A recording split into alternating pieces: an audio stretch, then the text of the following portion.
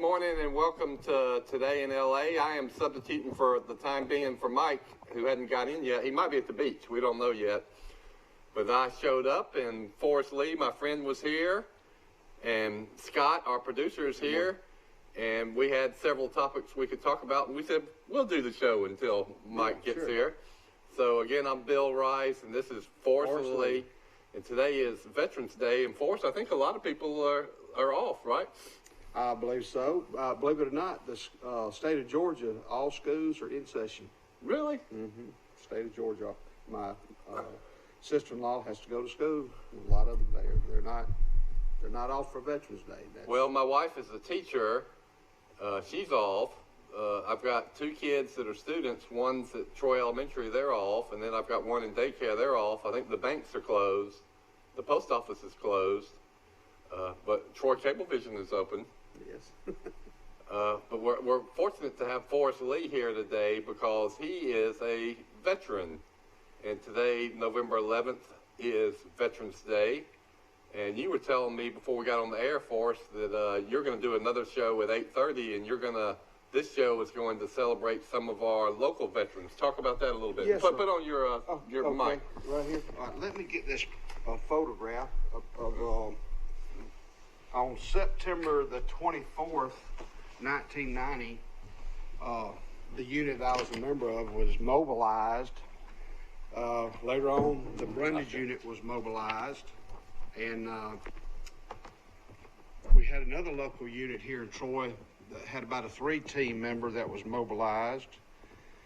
But anyway, some of the local people, if you can focus in on that, starting in well, I don't know if it's left or right, but it's still kind of blurry. Jim Stinson, who has passed away, he was a member of our unit. Paul Floyd, Lee Gardner, the fellow in the middle with a nice mustache, he was our first sergeant. Now, first of all, tell us the unit, the name of the unit. The 1659th Movement Control Team. Based out of Troy. Based out of Troy, Alabama. Right. And Alabama Army National Guard. Yes, there at Ralph W. Adams Armory on George Wallace Drive.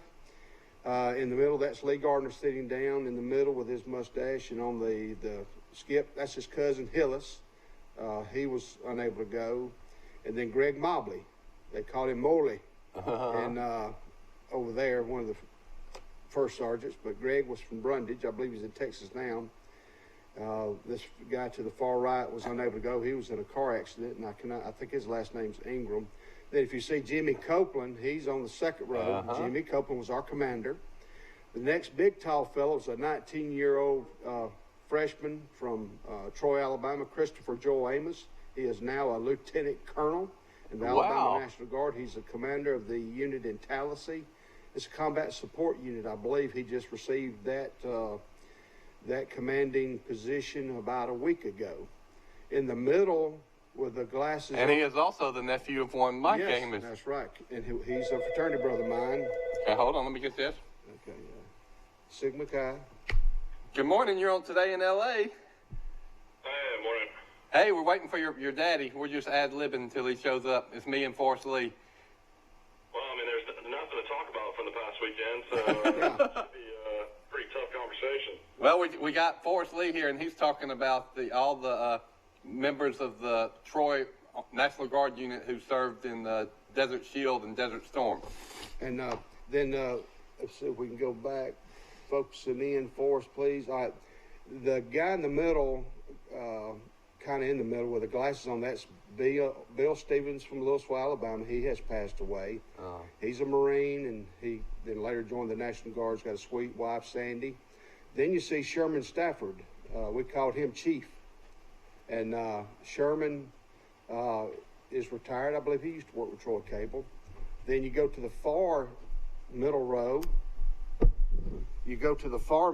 You see Jim Williford. His daddy was Buck Williford. Buck was a colonel in the National Guard, but Jim, graduate of Charles Hudson High School. He's got a mother, Alice. That her name was Alice? Real estate agent for a long time, and he was a class behind me in high school, a good friend of mine, and he was an all-state punter and a fantastic baseball player in high school.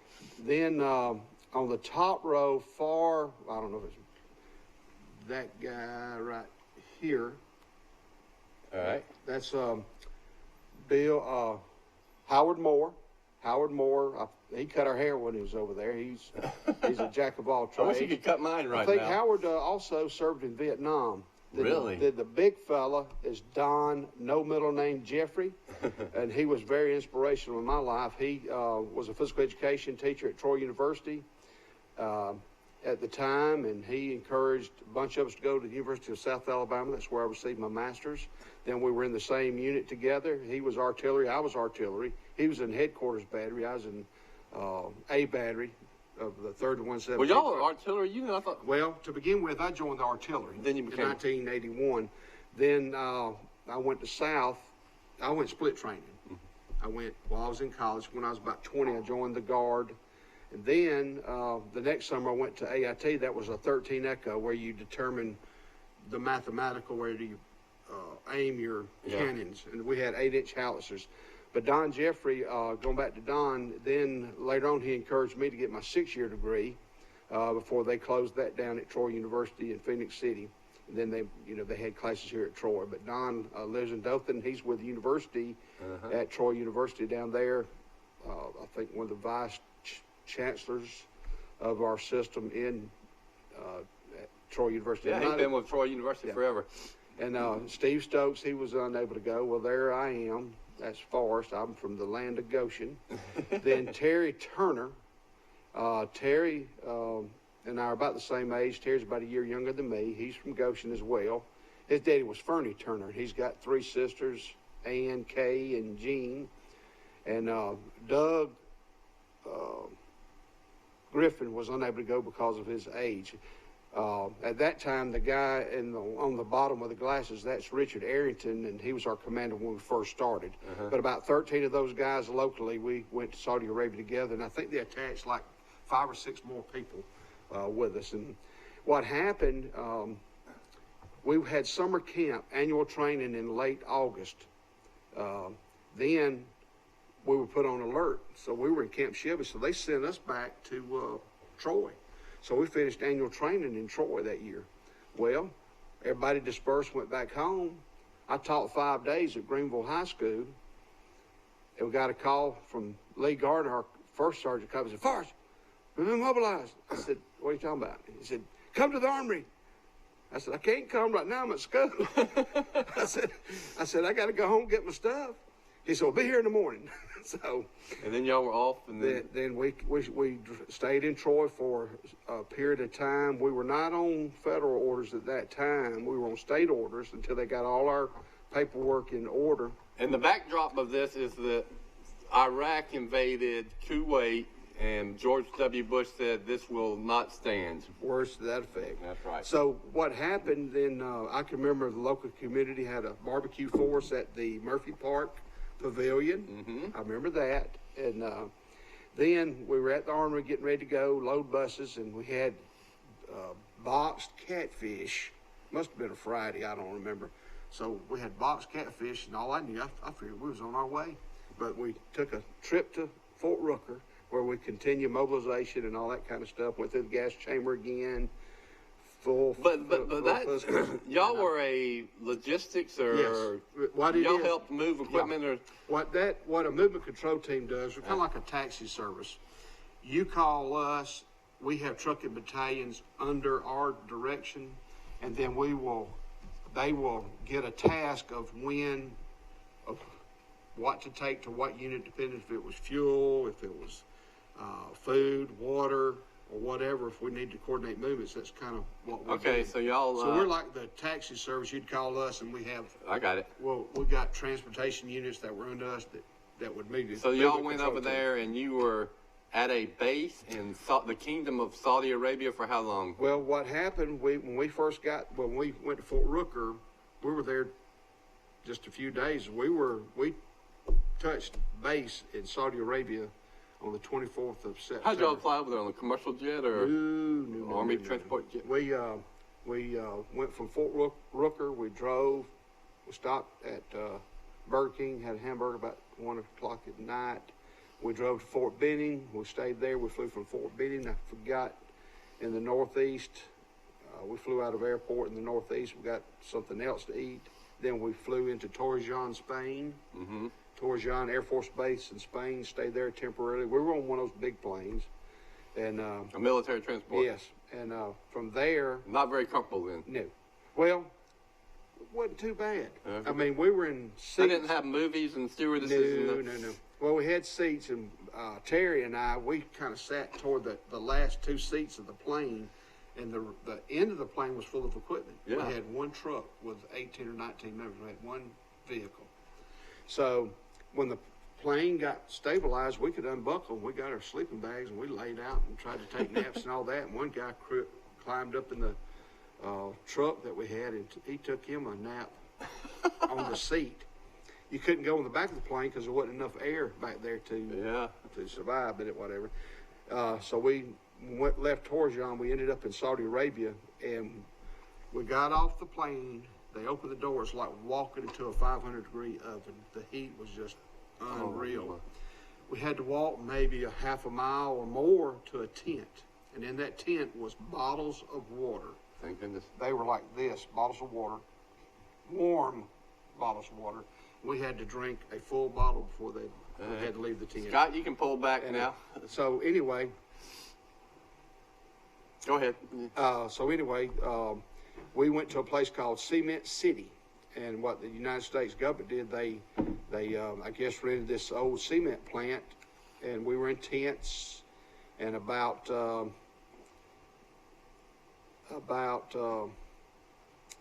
10 o'clock in the morning, every fly in the world appeared to be there, and about 4 o'clock at night, they all left. But anyway, we stayed in Cement City, and then we stayed there about 6 or 8 weeks, and then we finally got an assignment. Well, how long do you remember staying in Saudi Arabia? Well, then we were... Okay, we're going to go to a commercial before we move the camera back. We wanted to have the camera on the tight to show all the members of that unit. So right now we'll take a commercial and we'll be right back. Thank you. Trojan Auto Parts of Troy, home of Napa Know-How. Stop by and see owners Mike and Melissa Kilcrease and their Napa Know-How team with over 100 years of combined experience. We're the only locally owned parts store in Pike County, and we're fully stocked and ready to serve you. We pride ourselves on being your go-to parts store, not only for the simple items, but we specialize in those hard-to-find items as well. Trojan Auto Parts, the right part at the right price at the right time. Napa, a name you've trusted here in Troy since 1945. Napa Know-How. Are you a driver trainee looking for a job? Then come to Wiley Sanders Truck Line, where we reimburse you for your driver training pay. Thank you so much for bringing Reed State to Wiley Sanders Truck Line.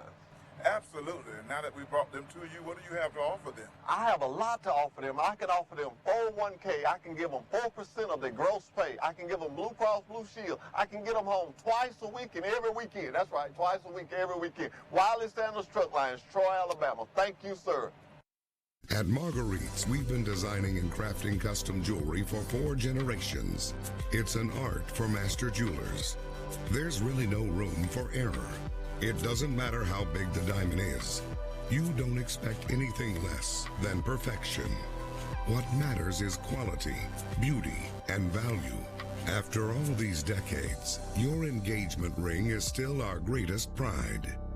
Marguerite's exquisite jewelry. At the Piggly Wiggly, we proudly support our local farmers and bring you the best they have to offer, all at cost plus 10%. When you shop local, you reinvest in your community. Remember, buy local, shop local. Piggly Wiggly, local since forever.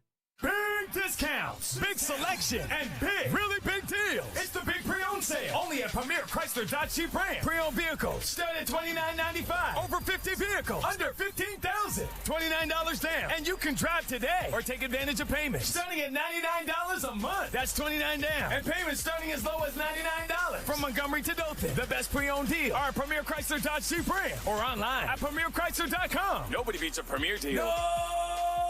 Nobody. Trojan Auto Parts.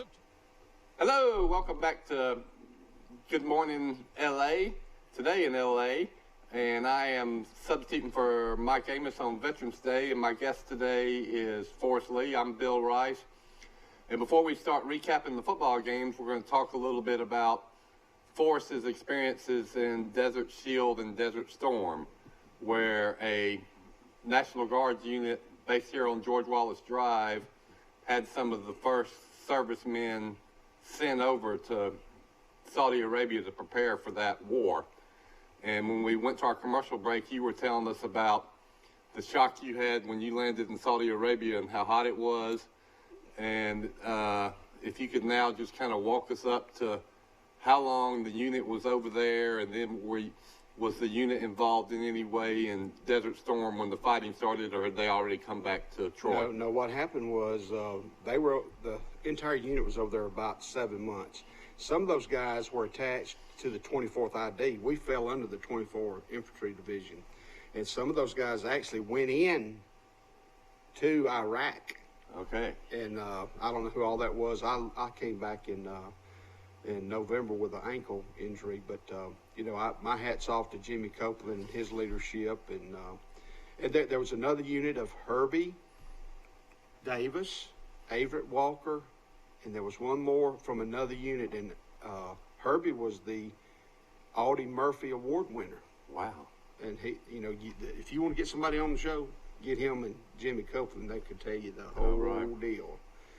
But, you know, that was a great unit, about 3 men from Troy, and then the Brundage unit went during that time, and my brother Kenny was over there. But I want to thank all the veterans for their service, and we have a lot here in Troy in this part of Alabama, and I want to thank you for what you've done and what you're continuing to do, and I want to thank the wives and the families who have lost people in the past in wars and conflicts or training exercises, and a lot goes to the wives and to the mothers. You know, when Desert Shield and Desert Storm happened, most people in National Guard and Army Reserve units weren't used to being called up into active duty. My father was in the National Guard for 25 years. He never got called up in active duty. And then all of a sudden, in the last 20 years, it's become very common, right? It's because a lot of our units are service-oriented. There was a water supply, a water purification unit from Alabama mobilized, but it's mainly the service people, you know, who help support the combat soldier, so to speak. Well, then there's more conflicts, too. I mean, we went from Desert Storm to 911, and then everybody that was in a uniform almost ended up seeing some action in serious circumstances. Right. Mike Amos, his nephew, Chris Amos, he's been mobilized several times. Hello, you're on Today in L.A. Hi, I was just calling back out. Okay, we're stay with us. We're gonna have to recap all the big games. All right. Let's go to sports. All right, now we've got joined by Michael Amos, who's calling from Grayton Beach. See, Michael. Dad didn't think we were doing a show today, so Dad's asleep on Crow Hill right now as we speak. So. Well, that's it's his show, and I just came in, and then. No, I mean, I think Dad thought the cable was closed today, which I mean, that's I guess right. banks and some other offices are closed today, but it's one of those things where I guess he just wasn't thinking there was going to be a show.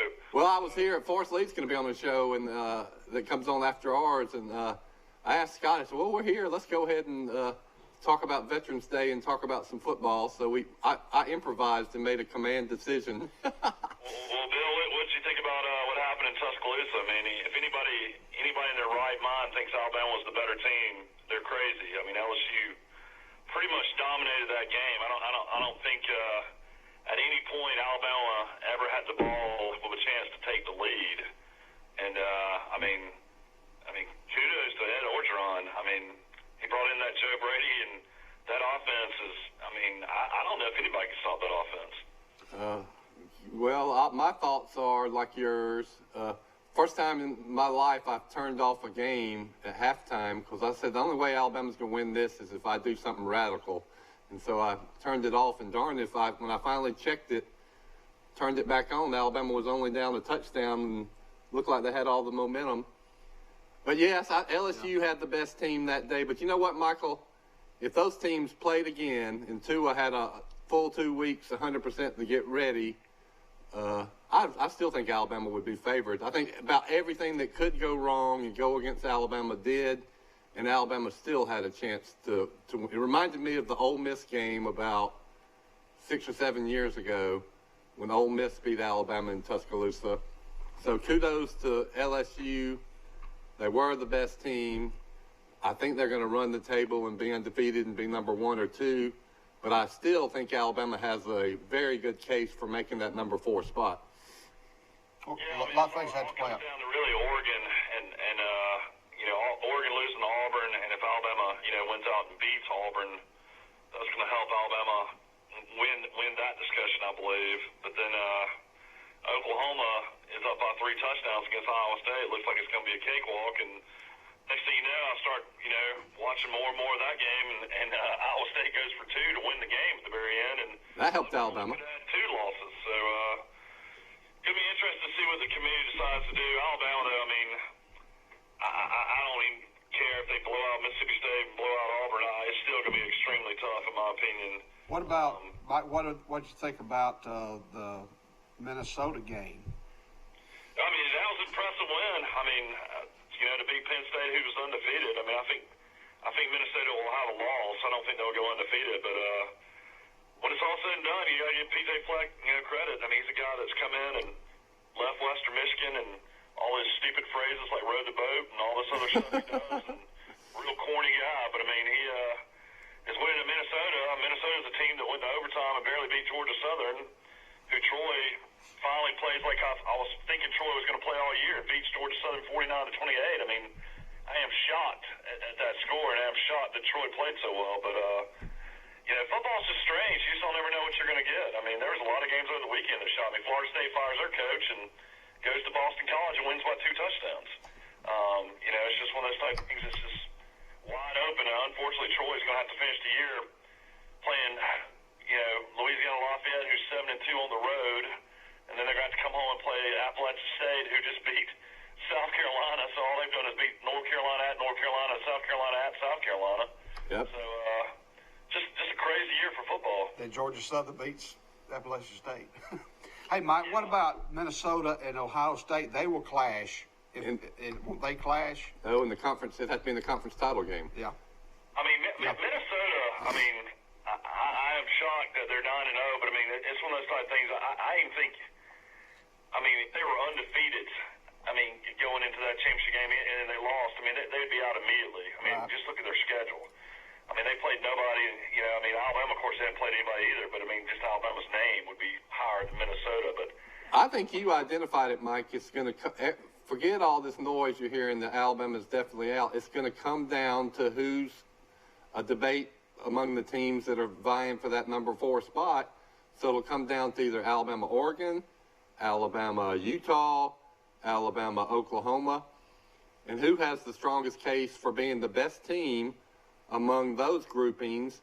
And that's the only mandate that committee has, is to select the 4 best teams. Now that they can talk about, everybody talks about Baylor. Baylor will probably lose to Oklahoma. Now, if Baylor and Minnesota win out, I say, too bad, Alabama, you're out. But I don't expect that to happen. But a lot of people are making the. It's going to come down to Auburn, Georgia too. Auburn needs to beat Georgia as well. I agree. Georgia, I think if LSU wins out and they play in the SEC championship game, I think they're in. I think that's where you're going to have 2 SEC teams get in. I think even if LSU lost that game, they'd be in. At 13, it'd be 12-1 would be their record. And then Georgia, with their only loss come to South Carolina, of course, being an SEC champion, they're going to be in. Yeah. So that's another thing Alabama needs to happen, is they need Auburn to beat Georgia. Well, or LSU beat Georgia in the SEC championship game. That would give Georgia 2 losses. Either way, that would help Alabama. But you go ahead and get Georgia out of the picture immediately if Auburn beats them this weekend. And then, very good possibility. And then if Auburn beats Georgia, that moves Auburn up to probably number 8 or 7 in the country. And then if Alabama goes into Auburn and beats that Auburn team, that's a feather in Alabama's cap. So you're right, Alabama needs to be. What's going to happen with Tua this weekend? Do you sit him out these next 2 games and play Mac Jones and get him ready for Mississippi State? Because I don't see the point. Obviously he could barely walk after the game. He played a phenomenal game. You could tell he was off. On that scramble on the first series, you know, Alabama not coming away with points there was huge. You know, you got to at least get a field goal out of that. But then, you know, the interception before half was horrible because, you know, basically they were just trying to, you know, see what could happen and maybe kick a field goal, I guess, to get some points on the board. And, you know, that cost Alabama another touchdown. But, I mean, he put up, you know, 400 yards of offense. But when it's all said and done, I mean, he's not going to win the Heisman now. You know, you might as well just sit him down. I think, yeah. And Mac Jones is good enough to go over to Starkville this weekend and beat Mississippi State. I would say, but you might be right. Let him rest, and then let him dress, and if you need him, put him in. But maybe start with Mac Jones. I mean, did you feel like in that game that Najee Harris? I mean, I felt like it was great. I mean, he was making big runs, he was making big, you know, catches out of the backfield, but Alabama totally went away from Waddle and Ruggs. I mean, you really didn't see them the rest of the game. You saw, you know, of course, you know, you had Smith. You know, he was phenomenal, and then you know Jerry Jeudy, you know, made great catches, but he also dropped a sure touchdown pass. But I thought Waddle was going to be the difference in that game, and they kind of did it in the first quarter, but then they kind of went away from it. I think, you know, you count up all those fluke plays, and Alabama had its chances. You know, you mentioned the two of where he just drops the ball. Then there was a play where he could have had a first down and kept the drive alive, and he slid. And if he's 100%, he gets that first down.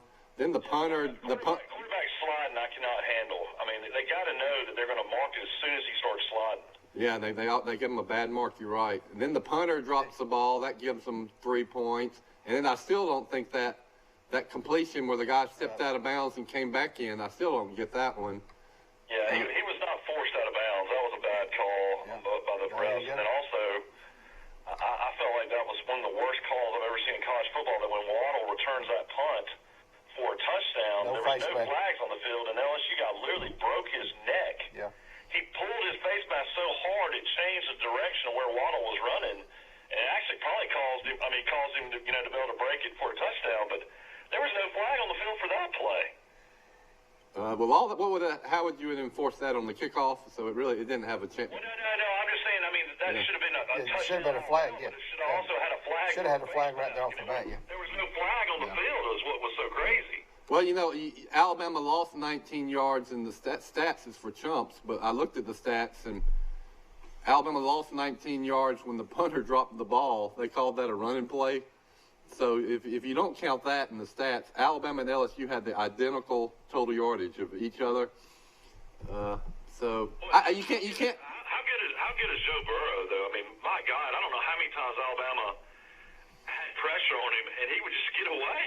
I mean, it was just unbelievable. I mean, he is the real deal at quarterback. I mean, I was shocked to watch how good he was. You know, I think I made this comment in analyzing the game before it happened, is that he might be the difference running the ball, because he's a better runner than people think, and he's tough. And he repeatedly hurt Alabama on key running plays. He did. They say now he might go ahead of Tua in the draft. I mean, I wouldn't be surprised. I mean, they compare him to Brady, and I mean, he looks more athletic than Brady as far as being able to run. I mean, the biggest thing though about that game is that number 22, that little running back. We talked about him coming into the game. He's like a little Mark Ingram. I mean, that guy's phenomenal. Mike, isn't there some stat about there's no left-handed quarterbacks in the National Football League, and they hadn't thrown a pass in years for a touchdown, a left-hander? I think I've heard that. Have you heard that lately? I don't know. I'd have to look and see. I'm not really sure. I heard it on a sports talk show on the radio. I can't think of a left-hander guy right now to come to think of it. It's been several years since somebody's thrown a touchdown pass. Well, let's name the great left-handed quarterback. Stabler was left-handed, wasn't he? Yeah, Steve Young was left-handed. Vic. Was Vic left-handed? Yeah. Michael Vick was left-handed. All right. So there's been a couple. I'll tell you, David Smith, who now is a referee in the SEC and throws more flags than any referee crew. I think he was just left-handed. Does he throw it left-handed? Does he throw it right-handed? Tua's actually right-handed, somebody told me. Can you believe that? He signs autographs and writes right-handed and throws it left-handed. But I'm going to make my case that Alabama should not be automatically disqualified from this playoff contention. Other teams are going to have losses. Alabama lost a close game with a quarterback who was obviously not 100% to arguably the best team. And I think at the end of the day, they're going to, instead of looking at resume and wins, teams are going to start looking at losses and who has the best loss. It's Alabama fatigue, though. Everybody in the country hates Alabama. I mean, my God, that Gary Danielson hated Alabama so much. He was loving that game more than anything else I've ever heard in my life. I mean, he was so biased towards LSU. It was just unbelievable. Yeah. I mean, I think they're going to do everything they possibly can to keep Alabama out. I don't see it happening again. I think so. The media will, but it still just comes down to 13 people, and I'm going to give them the benefit of the doubt that they're going to follow their mandate. And they did it 2 years ago when everybody had written off Alabama after the loss to Auburn, which was a quality loss against a great team at their place. And the debate came down between Alabama and Ohio State, who was the best team, and Ohio State could not overcome that terrible loss. I can't remember who they lost to, but by about Purdue maybe. I forgot who it was. It's a big test. I think it's going to be a big test to beat Auburn in Auburn. Yeah, that's right, too. Let's beat Mississippi State. If Auburn beats Alabama with Bo Nix, with Bo Nix, being a freshman, and if Auburn beats Alabama, that will be unbelievable accomplishment for that kid. Well, then you talk about flipping the... And that's also going to be extremely scary for the next several years if he can beat Alabama as a freshman. What about Georgia and Auburn? How do you think they'll match up? I'll be honest. Georgia looked better against Florida. Of course, they beat Missouri because Missouri just seems like they've quit. Yeah. I don't know what's happened in that program, but I like Auburn just because I think they're going to stuff Georgia and make them one-dimensional. They're going to make Fromm have to make some really big throws, which he did against Florida. But Auburn's defense is way better than Florida's. They're unbelievable. Way better than Alabama's defense. When it's all said and done, the way that young running back's starting to run, and if they can make just a couple big plays, I wouldn't be shocked at all. Actually, I feel like Alabama, is in a situation where when they play Auburn, if Tua, that's what I'm saying, if you keep Tua out and you have him healthy going into that game, I think Alabama will outscore Auburn. But I don't think Georgia can outscore Auburn. I don't think Georgia has near the offense that people think they have. They did enough against Florida, but they also got a lot of breaks on calls and stuff like that as well. I'm going to pick Auburn to beat Georgia. I really am. Scott was just telling us that last year Ohio State lost to Purdue 49-28. But then the year before that, though, they lost to somebody, too, in 2017. And then I believe they lost to Oklahoma in the first game of the year at their place. So Ohio State, that Herb Street and all those guys were picking to beat out to win the fourth spot, they actually lost 2 games at home to Oklahoma and then to somebody else. And everybody was still picking them over Alabama, who had just 1 loss, at Auburn, who at the time was playing the best football in the country, at Auburn, which is, they say the home field is worth 3 points in a game. In the Iron Bowl, it's about worth 13 points, I would say. But you're right. At Alabama, if they can beat a good Auburn team, especially if Auburn beats Georgia, I think Alabama is in. Now, if Auburn beats Georgia and then beats Alabama, the whole football universe in this state has flipped. Suddenly, Alabama is utterly depressed, and Auburn is riding high. So, boy, a lot hinges on the next couple weeks. Sure. Alabama fell to number 4 in both polls, so I don't know what's going to happen when the playoff rankings come out. That's good, though, isn't it, for Alabama? They didn't fall further. Yeah, the weekend was, I watched a lot of different games. Georgia won 27-0. Minnesota had the big win 31-26. All the other scores that really could surprise me, I guess, was Oklahoma barely beating Iowa State 42-41, and that was coming off an off week. So Oklahoma's defense apparently is just as bad as they've always been. And Baylor survived against TCU in 3 overtimes. I don't know if y'all watched any of that, but that was an amazing game. Mike, is it over in the East? Is it Georgia a lock for sure? Yeah, after beating Florida, yeah. They're in? Okay. Yeah. Yeah, everybody else besides Florida keeps losing. LSU's a lock because they're not going to lose to who they got left. Texas? Do they have Texas A&M? No. Yeah, LSU is not a lock. Everybody's saying that. Well, they probably are, but they've got to play at Ole Miss, which had a chance to beat Auburn in a big rivalry game this week. Arkansas. Well, they'll beat Arkansas, and then they got to play Texas A&M. Got fired yesterday. I didn't hear that. Chad Morris got fired yesterday, the Arkansas coach. Who's going to replace him? I don't know. It doesn't matter. That program is absolutely horrible. They might as well just bring Bobby Petrino back. Well, there's been speculation that Gus Malzahn might come back into the picture. It'd be for all those people that want to get rid of Gus, maybe he would leave without, they wouldn't have to pay him that huge buyout. It might be a win-win for Auburn and Arkansas if Gus voluntarily decided he would go to Arkansas. I'm going to throw that out there. Who do we play this week? Troy University. Who do we get? Troy plays Texas State. There. So Texas State's 3-6. They beat South Alabama. I think they kicked a field goal and won 30-28. Have we got 3 games left or 2? 3. Texas State, then we end up with Appalachian State at home, right? Troy can still go 7-5. Probably go to the Montgomery Bowl if they finish 7-5. Now they'd have to pull 2 big upsets. They'd have to beat Appalachian State, Louisiana Lafayette. But I'm with you. That was a huge win to beat Georgia Southern, which is kind of a rival, after some of these just terrible, heartbreaking losses. Troy, the glass half full, Troy has lost to Southern Miss, they could have won. Arkansas State, they could have, should have won. Coastal Carolina, they could have, should have won. So really, they win all those games, which they could have. Troy would be sitting at 7-2 right now, with a chance to win the conference championship and win 10 games. Hey, Mike, let me ask you a question. Pike County, that was a surprise. Oh, gosh. Luverne's still in it. Yeah, Brantley's still in it. And Goshen's still in it. Yeah, that was... One thing they've had an issue with is early in the playoffs, somehow getting defeated by teams that you wouldn't expect to get beat by. I mean, T.R. Miller's got a great program, but they're only 6-4. So I don't know what happened in that game. Well, locally we got Crenshaw Christian Academy is still in it. Luverne is still in it. Brantley is still in it. And then Goshen is still in it locally. Well, Ayrton is in it still. George W. Long. I think Luverne goes to G.W. Long, I believe. And Goshen goes to Leroy.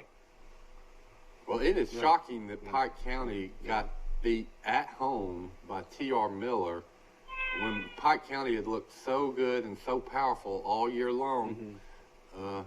T.R. Miller just must be a lot better than we realized. I don't know who their 4 losses were to, but I had penciled Pike County into going to the state championship. Well, they were the number 4 seed then, T.R. Miller, because 1 was Pike County, 4 plays 1. I believe that's right. Yeah, but Goshen travels to Leroy. They're coached by Brent Hubbard that was at Maplesville that won like 4 or 5 state championships. So, I mean, they got a great coach at T.R. Miller. I wonder if Pike County had any injuries or some key players maybe couldn't go. I didn't see it and don't know any details. Well, I think the problem with Pike County is they're just one-dimensional. They just try to run the ball. And, it's kind of like what Georgia Southern did against Troy. If you get a lead on a option wishbone type team like Troy got up 14-0, and Troy basically just kind of outscored them the rest of the game. Kind of seems like that might have happened in Pike County. Of course, I didn't see the game and didn't read much on it, but that's the only thing I can think. Hey, Mike, I'm going to give you a little bit of a trivia. My mother-in-law, Shirley Fowler, bought me Irk Russell's autobiography years ago. And I read it, and in that autobiography, Irk Russell was a sensational player out of Birmingham. Chase Riddle was a sensational high school player out of Columbus area of Georgia. Well, high school teams were going to play. And in Irk Russell's book, he said they were worried how they were going to stop the All-American running back, Chase Riddle. Well, during the pregame, when they were fielding punts, somebody collided with Coach Riddle, and he couldn't play the rest of the game. He didn't play. Oh, gosh. So said he was injured or knocked out or whatever. So I had, I believe, Samantha was in my class at that time, Samantha Johnson, and I gave her the book, take to her granddaddy, so she brought it back. But one day I went to Coach Riddle's home and showed him that in the book. He said, I don't remember that. I said, Coach, you were knocked out. But that was in the book of Irk Russell's book about him and Chase Riddle playing high school football. Irk might have got the story wrong, which sometimes happens. I'll tell you a similar story. I mean, how many championships championships did Art Russell win? At least three or four, didn't he? Oh, I think it's 5 or 6. I think it's over. I think it's 5 or more. He won one as defensive coordinator at Georgia. Yeah. My wife is a graduate of Georgia Southern. She was an 85. She was from Manchester, but my mother was an 85. Yeah. I enjoyed seeing all the sororities at the Appreciation Day parade doing their little songs and chants. But Georgia Southern, I went over to a game when they were playing, when we were dating. There was a kid from Goshen there. Ricky Bray was a big offensive lineman from University of Tennessee, Chattanooga, the Mocs. And they were playing, Tennessee Chattanooga was playing Georgia Southern. During the entire game, nobody sat down in that stadium. Really? At the Georgia Southern. Art Russell comes out with a ragged T-shirt and warm-ups. He's eating grass, whatever, throwing dirt. Anyhow, he was butting heads, bleeding. I can't remember who won. I think Georgia Southern won that game, but it was a neat experience at that time, and this was in 1989.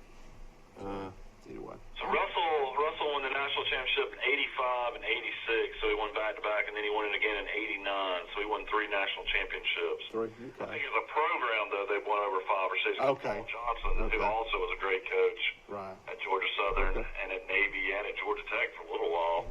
I know he won a couple of national championships there as well. Of course, Troy now has won 3 in a row against Georgia Southern, which is really good, actually. You know. Hey, in that book, it just hit me. When he was coaching at Auburn, Art Russell coached at Auburn. He had a young boy, and he accidentally was hung in a tire swing in the backyard when Art Russell coached at Auburn. I never have heard that story. I remember hearing about that. You know, he played at Auburn from 46 to 49, so I guess him and Dooley played together at Auburn? I don't know. I need to get that book and reread it. Dooley played at Auburn, and then, of course, coached at Georgia. And I would imagine Russell coached with him there. Yeah, Pat Dye played at Georgia, didn't he? Yeah. Yeah. I mean, it was just like a switcheroo when it came to that. Yeah, he was assistant at Auburn from 58 to 62, and then he was at Vandy in 63, and then he was Georgia's defense coordinator from 64 to 1980, and then was the head coach of Georgia Southern from 82 to 89. Mike, you ever thought about coaching? I think you ought to get into coaching. Who, me? Yeah. No, I don't want to get into coaching. It's where the money is. You can get fired and get $20 million. I tried to coach. I remember turn by Pee Wee when I was in college, and I experienced that. I mean, I enjoyed it, I guess, but it was enough for me to realize it was something I didn't want to do full time. That's like me. I tried to. Dad was a good coach. I mean, when I was growing up, I mean, he coached me in every sport, and I mean, we were the most organized, actually, it was almost ridiculous. All the plays we ran for little kids. I mean, you had playbooks, you know, and everything was diagrammed and this and that. I mean, it was hilarious that we had all that when we were that young. But Dad was a good coach. Whitey Whitman was a fantastic coach. Well, he was a fantastic physical education teacher.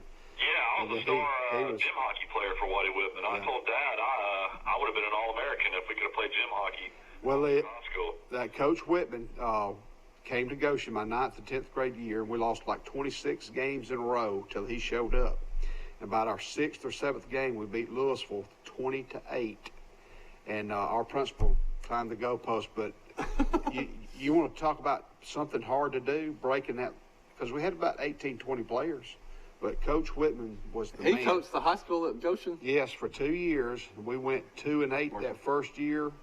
Then the next year we went 3-6-1, and we were loaded for Bear spring training. We whooped Fort Deposit and Highland Home. We had about 65 players. Nobody was playing both ways unless it was a special play. But then he left and came back to Charles Henderson Middle School, to Troy Junior High, because they lured him back because their physical education program had kind of spiraled. But he was a sensational person. And he was the best PE coach in America. Yes. He's a Bear Bryant of physical education. All the shuttle drills, the cone drills. He was real big in that. What was it called when you were young? You had to do all the physical fitness test.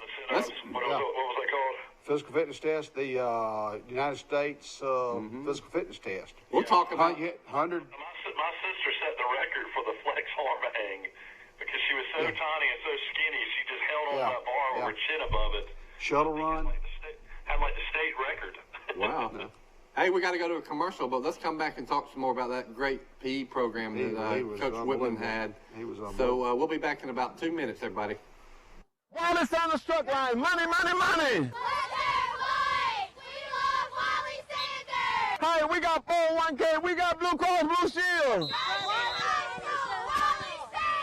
We get you home on the weekend to watch football. Wally Sanders. Who is the best truck line that will get you home on the weekend? Wally Sanders! Money, money, money. Let me have that football.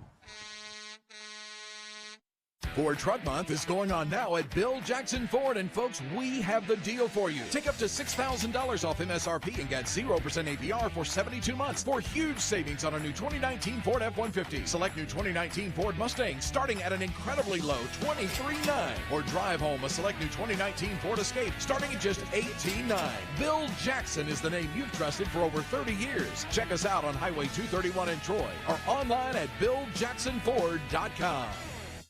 Piggly Wiggly's local butchers are on site at both stores and will help you select the best cuts of meat and trim them to your liking.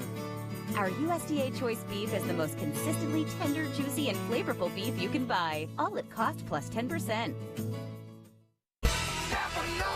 Trojan Auto Parts of Troy, home of Napa Know-How. Stop by and see owners Mike and Melissa Kilcrease and their Napa Know-How team with over 100 years of combined experience. We're the only locally owned parts store in Pike County, and we're fully stocked and ready to serve you. We pride ourselves on being your go-to parts store, not only for the simple items, but we specialize in those hard-to-find items as well. Trojan Auto Parts, the right part at the right price at the right time. Napa, a name you've trusted here in Troy since 1945. Know-how, Napa Know-how. At Marguerite's, we've been designing and crafting custom jewelry for 4 generations. It's an art for master jewelers. There's really no room for error. It doesn't matter how big the diamond is. You don't expect anything less than perfection. What matters is quality, beauty, and value. After all these decades, your engagement ring is still our greatest pride. Marguerite's exquisite jewelry. I've heard that. I've heard my wife mention that.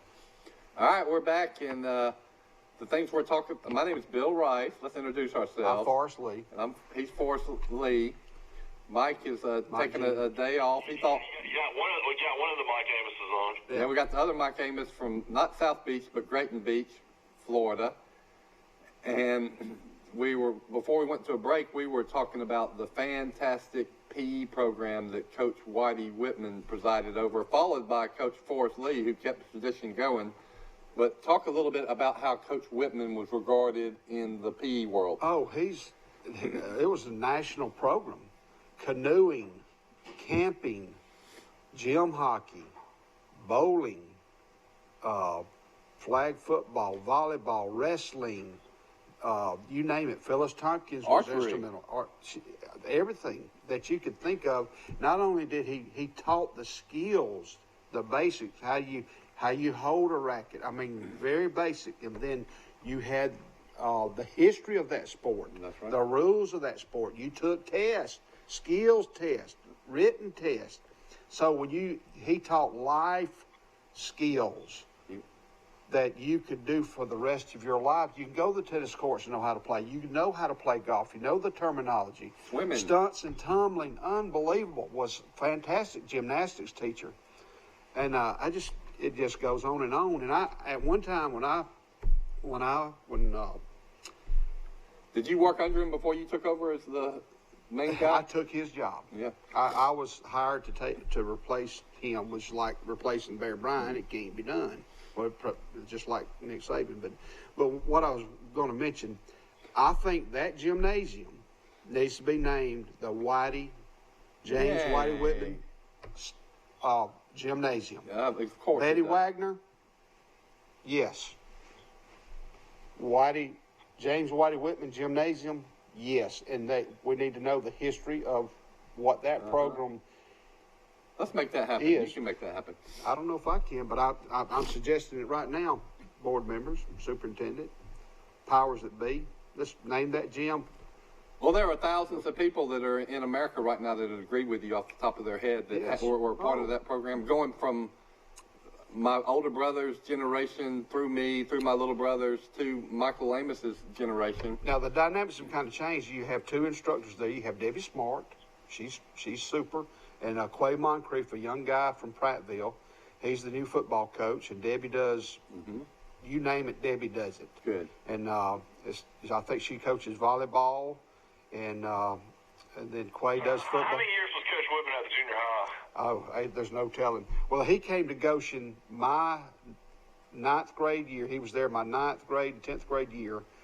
He was at Charles Simpson Junior High before that. Then he came back, and James Baker probably got him back because, you know, when you lose the best physical education teacher in the country, you have got to get him back. And that's the story I'd heard that they wanted him back for physical education. And then the other thing is, the PE in grades 6, 7, and 8 is the perfect years for PE. Oh, man. I mean, you love can get things done. Yeah. You're not too young and you're not too old. You had to dress out. Yes. I mean, now they don't even make you dress out, though. When I was, I think they do. When I was at Goshen, you dressed out and you were towing the line. The shirt better be in, shoes tied, and you were at attention. He come by you, and if something was wrong, -2, whatever. And buddy, it was like a military. It was discipline, is what it was. You did the calisthenics at the beginning. I'm gonna say this too. Only thing I say, Coach Whitman and Coach Bynum, when I was in school, they shouldn't have allowed was the dodgeball. I mean, we were 6th graders. Woo! Getting hit by 8th graders with dodgeballs, and literally kids with welts. I mean, kids get hit in the face, their glasses breaking. I mean, it was absolute torture. I mean, I'll never forget it. I literally one time caught one ball, but then got hit in the head with another at the same time. Well, we never had 6th graders at the same time at the middle school. 6th graders had physical education by It was themselves. totally different when we were. Okay. I mean, you were playing with junior. everybody back then. Well, let me say this. One thing that I learned from Coach Whitman, Whitey Whitman, and Virginia Watson, your job is to teach physical education first. Whatever you're teaching, that's your responsibility. You need to be the best teacher you can be. If it's history, math, science, social studies, whatever. You do what you're supposed to do, teaching from 8 to 3, and then whatever sport you're coaching will take care of itself. Get your priorities straight, coaches, if it applies. Be the best teacher you can be, then whatever sport you're coaching will take care of itself. And that's the reason Coach Whitman was successful at Goshen, because he did that. And, I mean, everybody in the school took PE, and then, so we touched everybody. And I'm still thinking of all the units that were offered that were amazing. One that everybody remembers is square dancing. Yes, rhythm. You're all awkward about dancing with a girl, and boy, that's a pretty girl. And you say, do I really want to square dance? But by the time that unit was over, you hated it. You were having a great time. Yeah. It was, man. Well, Jim Hockey, Coach Whitman's hunter safety. Coach Whitman's he taught daughter, Candy, who goes by Candace now, is one of my great friends. She was in my class, and she was probably the smartest girl in our class. And his wife, Mrs. Whitman, was a great English teacher at Charles Henderson High School. Matter of fact, my wife is an English teacher at Charles Henderson High School. You know whose class she's teaching in? Mrs. Whitman's class. All right, Ms. Whitman, her maiden name is Farmer, Janice Farmer. She's got a sister named Gloria Farmer Wilkes, married to Byron Wilkes. She had a sister named Betty Lou Farmer Adair.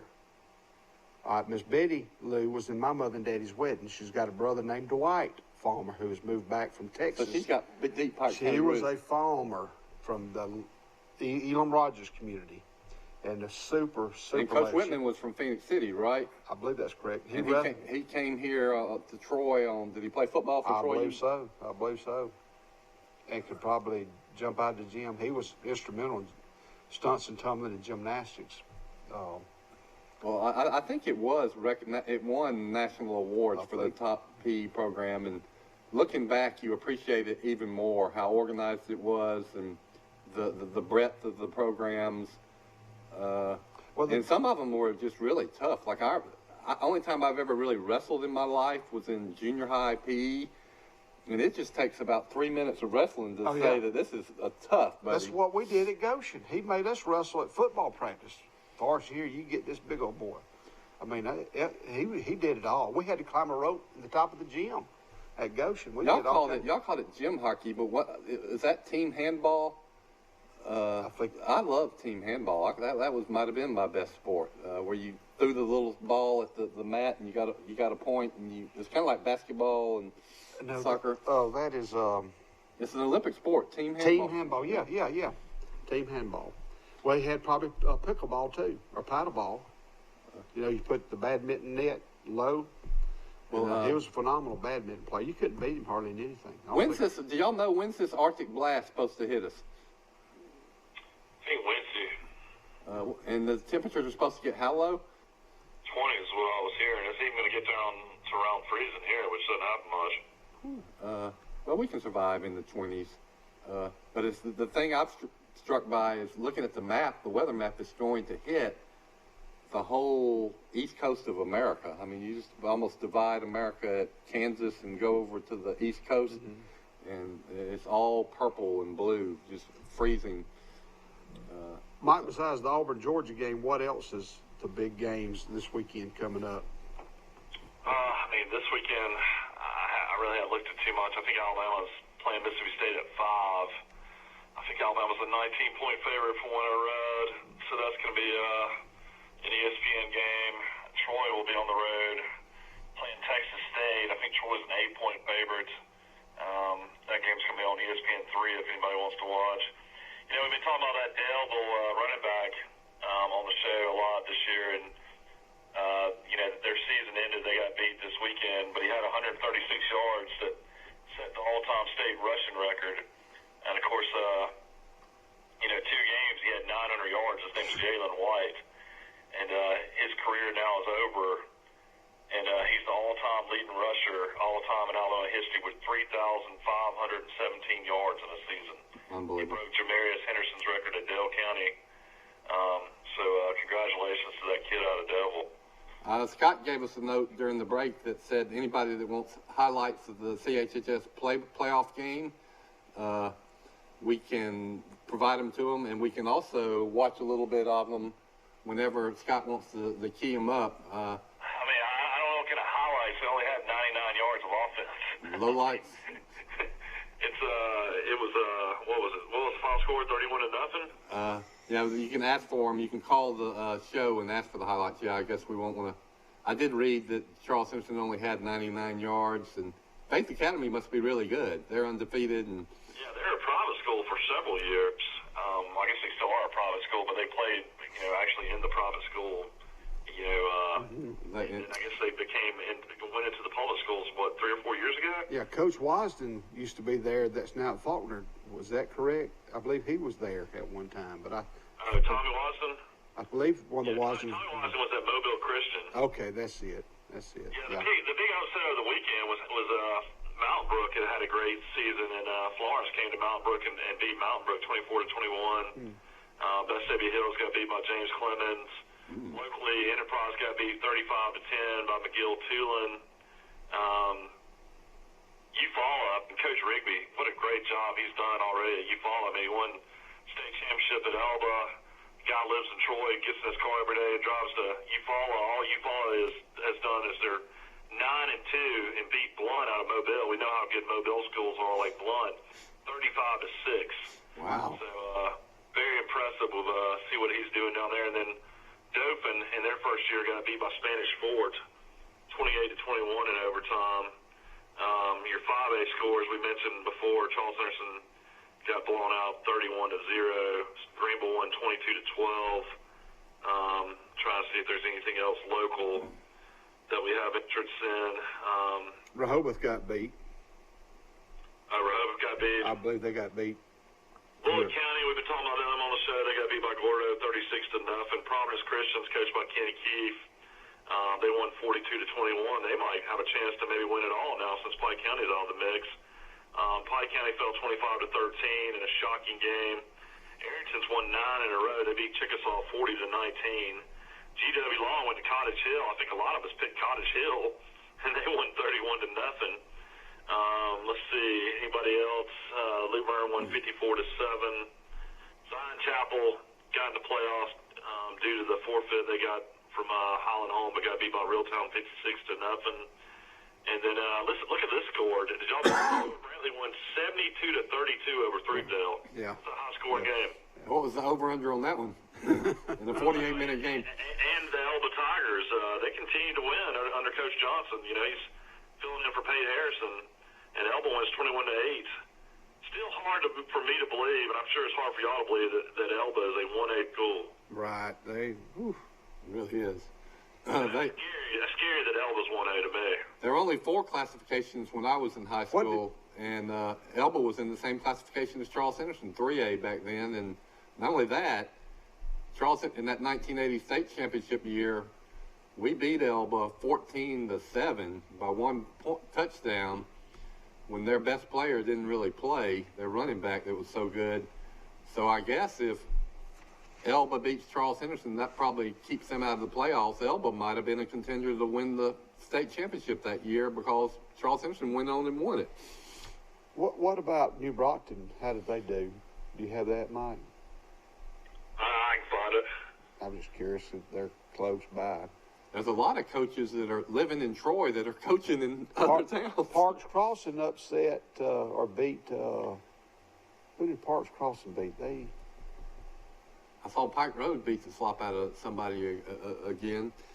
So they have. Pike Road. I mean, were they undefeated this year? I don't even remember them even losing.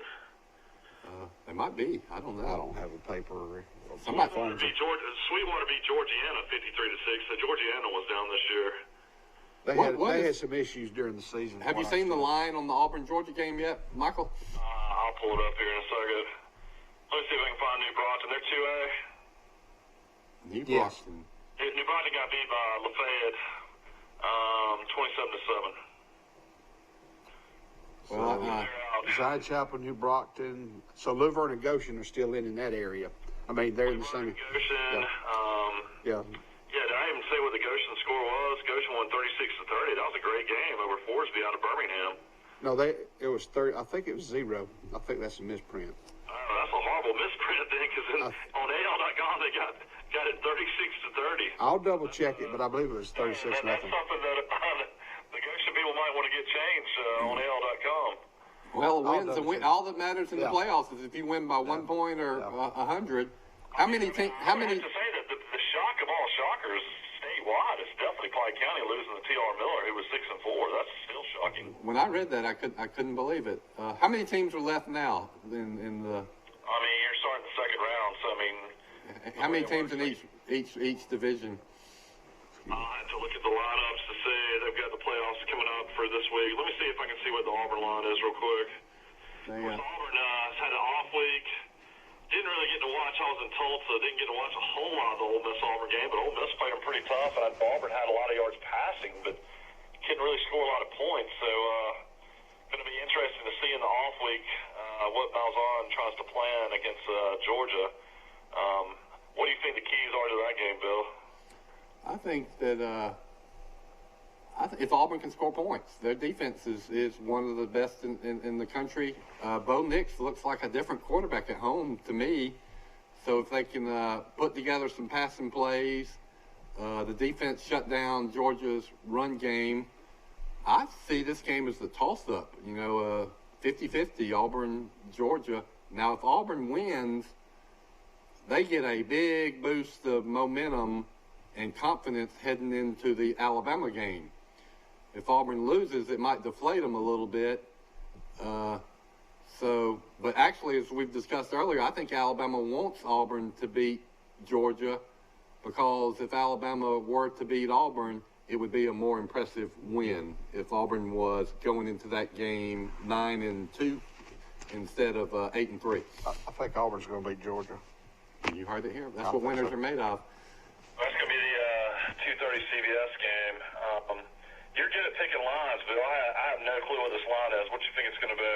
I think it'll be Georgia by 4.5 or 5. All right, let's see how close you are.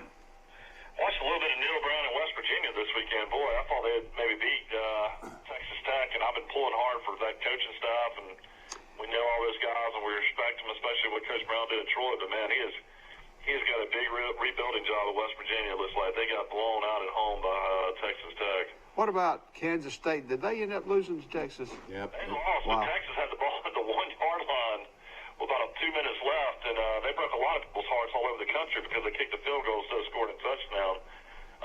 Wow, listen to this line, 2.5. So Vegas definitely thinks Auburn is going to play Georgia really tough. So 2.5, Georgia against Auburn. I mean, that line can even come down lower before the kick. That's what I'm. Auburn is a strange line here. Texas A&M's only a 10-point favorite at home against South Carolina. I'm surprised that's not more. Yeah. You know, Texas A&M still has a chance to play Georgia and LSU, and it's kind of taken as a foregone conclusion that LSU's going to win out. But LSU has to play at Ole Miss, which is a big rivalry for LSU, believe it or not, going back 70 years.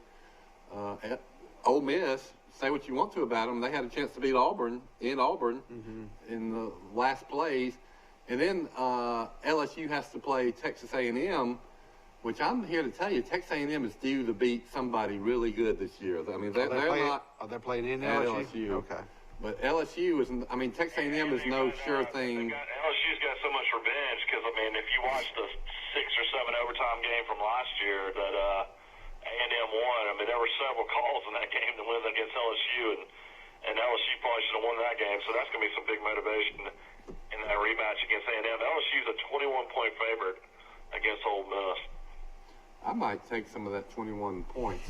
I think LSU will win, but that's a lot of points. Florida State can get bowl eligible, which is pretty amazing. They fired Taggart and brought in Odell Higgins, who's been an assistant on the staff for 30 years, and he was the interim coach when Fisher left the program as well. And they beat Alabama State. They get the 6 wins, so they'll be bowl eligible. So Florida State's program, is still struggling, but whoever takes that job is going to have a lot of talent. Now you got Florida State open, you got Arkansas open. I'm going to say Vandy's going to come open. I think Ole Miss and Matt Luke's finally going to come open. I think Mississippi State job will probably come open. I think South Carolina job will probably come open. So, I mean, there's a lot of coaching opportunities in the SEC.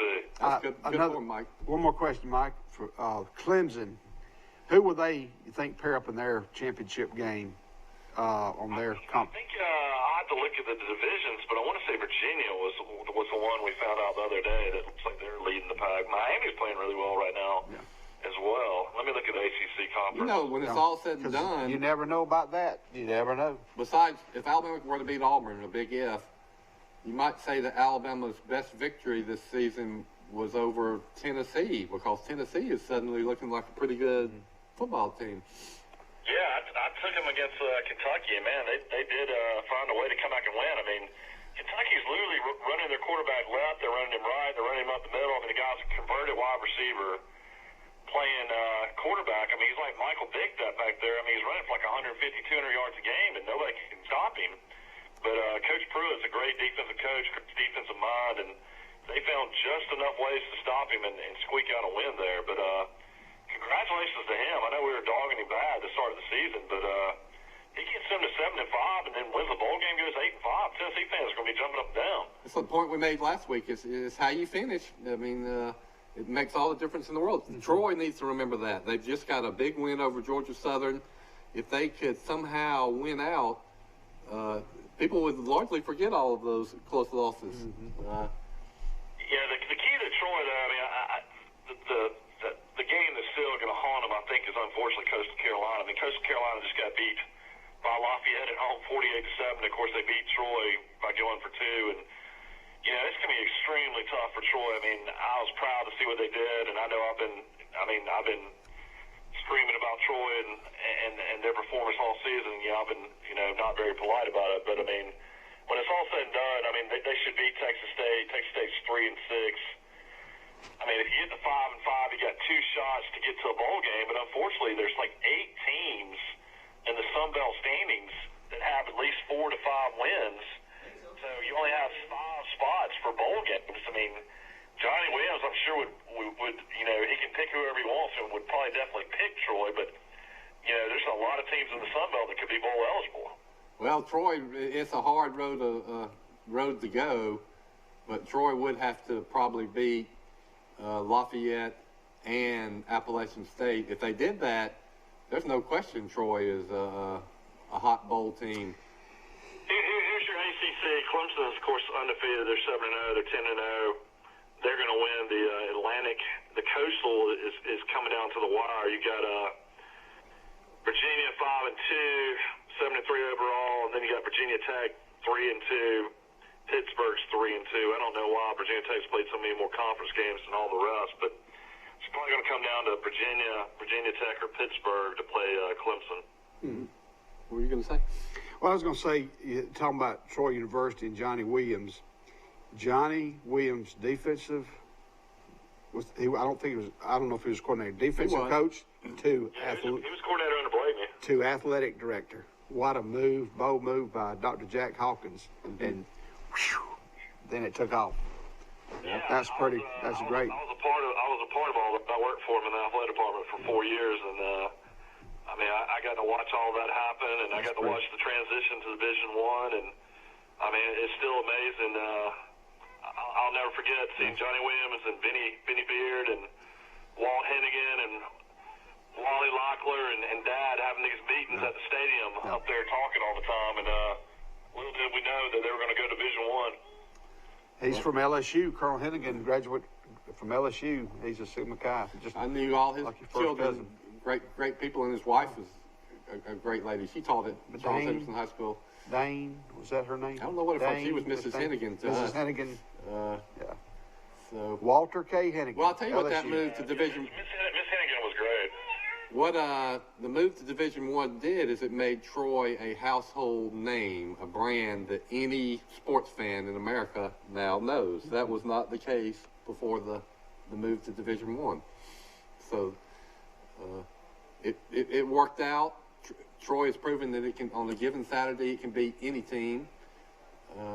We just want to shock Appalachian State at home. Boy, that'll be a great game. And then Lafayette. Appalachian State's ranked again. So they fell out of the polls when they lost to Georgia, and now they're back in the polls. They just went to sleep in one game. They said that game was cold, sleeting, 40-degree winds, and they just laid an egg, which teams do from time to time. But they bounced back and beat. I think I picked Appalachian State to beat South Carolina last week. That's pretty impressive that they've beaten South Carolina, the State University of South Carolina, North Carolina, the State University of North Carolina. All right. And they've done it all with a first-year coach. Scott Satterfield left and took the Louisville job, and Eli Drinkowitz was offense coordinator at NC State. And, of course, NC State's fallen apart this year. And he's done a great job as a first-year head coach. Aren't they? Didn't they beat Michigan in the Big House years ago? Yeah, that was when they were 1AA. Yeah. That's one of that was one of the games of the century. I read a great article on ESPN's website about naming the 150 greatest games of all time, and Appalachian State shocking Michigan in the Big House was one of them. Now I'm talking about. They actually blocked the kick. I remember watching that game. It was I think Michigan was ranked in the top 10. It was unbelievable. Mm-hmm. Mm-hmm. Well, speaking of Michigan.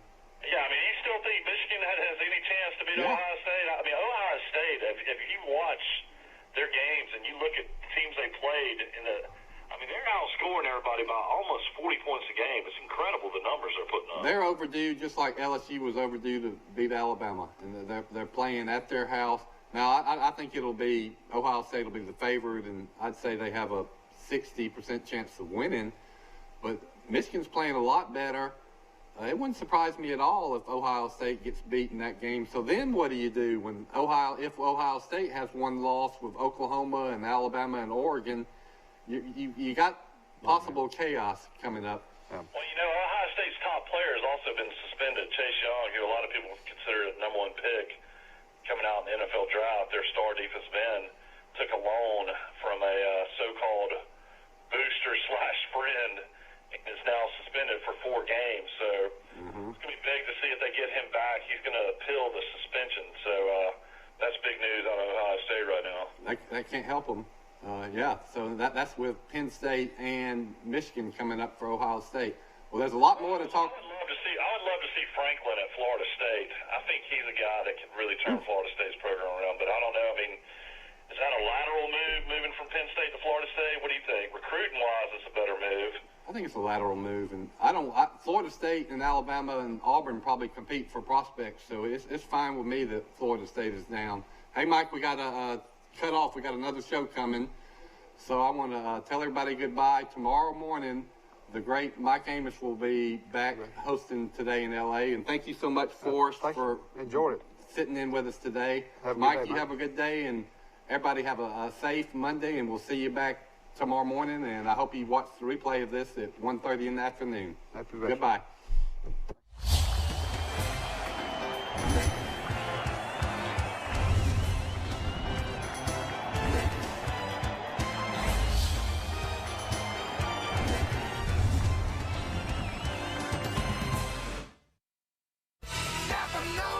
Trojan Auto Parts of Troy, home of Napa know-how. Stop by and see owners Mike and Melissa Kilcrease and their Napa know-how team with over 100 years of combined experience. We're the only locally owned parts store in Pike County, and we're fully stocked and ready to serve you. We pride ourselves on being your go-to parts store, not only for the simple items, but we specialize in those hard-to-find items as well. Trojan Auto Parts, the right part at the right price at the right time. Napa, a name you've trusted here in Troy since 1945. Are you a driver trainee looking for a job? Then come to Wiley Sanders Truck Line, where we reimburse you for your driver training pay. Thank you so much for bringing Reed State to Wiley Sanders Truck Line.